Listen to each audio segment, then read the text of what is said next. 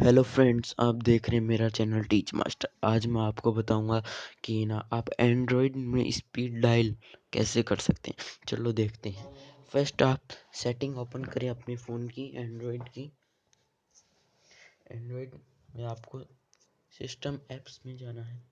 System apps में जाके आपको कॉल सेटिंग में आपको लास्ट में एडवांस सेटिंग मिलेगी, उस पर आप क्लिक करेंगे।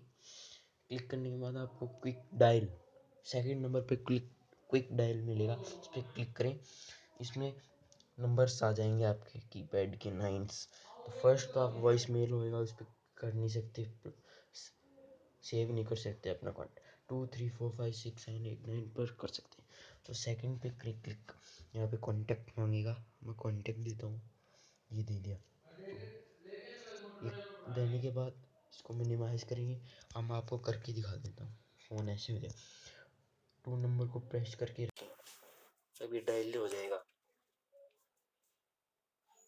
देखना, ये फोन आ गया, ये हमने काट लिया, यहाँ से काट दिया।